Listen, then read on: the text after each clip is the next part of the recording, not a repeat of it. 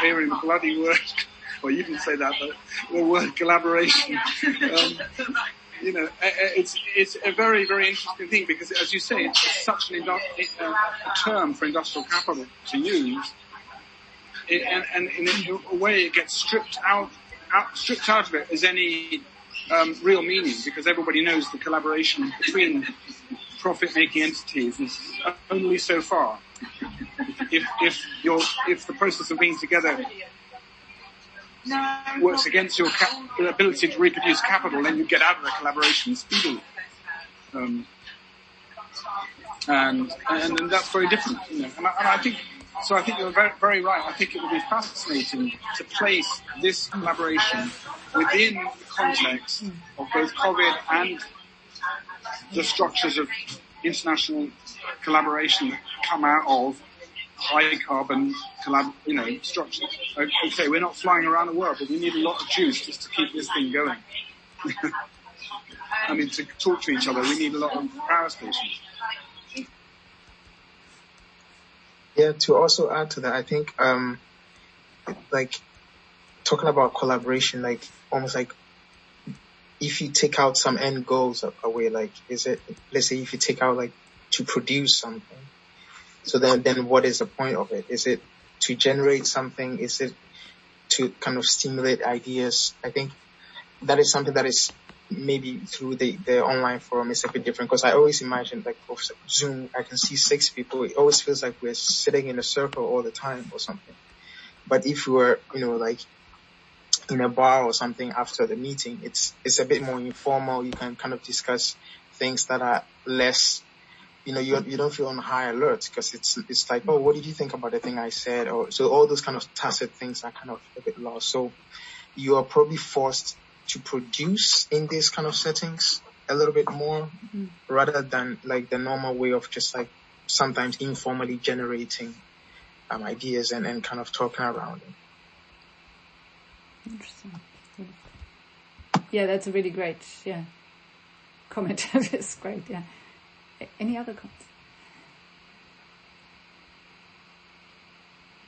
Clearly this calls for an in-person meeting. Alex, sorry. I think there's also, just simply what we're studying and what we're dealing with is so fascinating. I think it's, at least, the reason why I'm still on this project, even though my position ran out a year ago, is because, I always feel like we're on the cusp of trying to understand something that's a lot greater than ourselves in a way. We've gone through a period, in the last 2 years, we've gone through a period where there's been record low prices. Oil has been in the negative to now record high prices. And one thing that always frustrates me is I always feel like we're on the grasp of understanding this, but then it shifts and you're always behind it in a way. But I think this group kind of serves as a little therapy group for that, understanding, trying to get through, you have someone to be with and talk about it in a way. This is what the oil industry did today.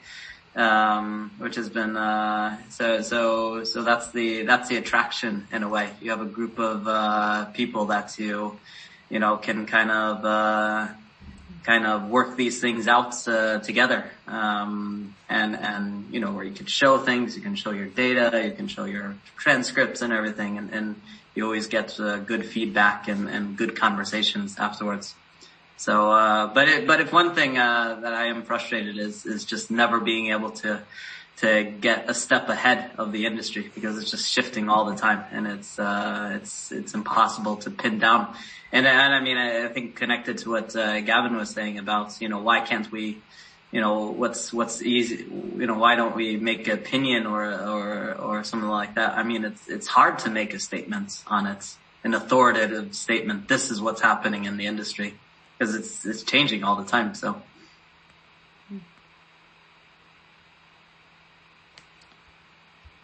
No, and that's true, and kind of what William commented on that now in the comments in the chat is also this, the slow research, or the slowness of the research project, a process where there's there's a benefit to that. No, it gives you time to think and to really, wrap your head around something. But then when it's so fast moving, and when I think again that politicization comes in as well, where we are almost expecting it of ourselves. Others are expecting of us to have an opinion, which is different from being able to write a research paper on something, to sort of take a stand and speak authoritatively, as you said. Yeah. So there are others. Nana, were you? Or you? No?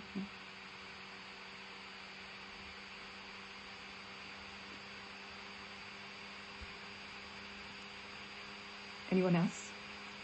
Or do we have do we need to wrap up? Gavin, you're in charge here. I think if there were a couple of more things I would like us to at least be able to mention before we need to go. Thank you for doing this, Gisa, and James, the collaboration around this, putting this together for us. Really good, really important that we're doing it. And I'm so glad you've done it in this way. I have a lot more I'd like to say, but I'll try not to say it. Why not? Well, no, because only because I don't want to monopolise the channel, and it's really important that we hear everyone has a chance to say what they think about it. There's a tremendous amount to be said, I think, around the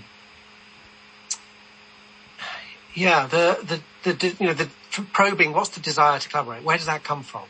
And so part of it is a structural norm, and it's inbuilt into various funding schemes and into kind of objectives and things like that. So it becomes the norm, or a desirable, not desired norm. But it's more than that. I think there's something in there about. Well, yeah, I mean, absolutely, in a everyday recognition of it, recognizing that my own knowledge of stuff is incredibly limited, and that I only get better at what I'm trying to understand through talking to other people. And sometimes that's additive, as in we're all on the same page and it kind of extends. Other times it's really disruptive. And, it's painful, frankly, because it's, it's like, I thought I knew something and now I really don't at that kind of level, but it's also actually the framework of reference by which you started to understand this has limitations to it. So part of the collaboration is that creative destructive work. It's constantly chipping away at, probing, putting up for question the not only the factual stuff or even the interpretive stuff. It's actually the framing, the structures by which you order your thoughts. What comes up what comes to the surface. That's what I found really productive about it. And it's not straightforwardly comfortable. But at some level you think, well, I'm growing in some way as a consequence of this. And that ultimately, why do it if, what's the point otherwise? So there is some kind of, fairly visceral interest in this because it is at some level about challenging what I think I know. And this collaboration does that every single day, and I'm totally thankful for it. But it's not the only venue in which that happens. And I think that is something about, I would say, is valuable to collaboration. Is about that kind of churn of ideas. The issue comes when you, and this is partly come up this sort of temporality. We're partly our output, to go back to that frame of reference, is a fixity in space and time. It's a statement. So your point, Alex, the sector's always changing. Absolutely. But we can't say that in a publication. We have to kind of come up with analysis at this point in time. So we have to kind of commit to some explanation now and a frame of reference and a set of constructions and et cetera, et cetera. And of course that's totally fine. That's how it is. But it does make it's really interesting, isn't it? The idea of expanding your understanding through a set of fixed statements that you kind of come out with. Anyway, that's why I said I wouldn't say more, because I tend to go off on a personal rant.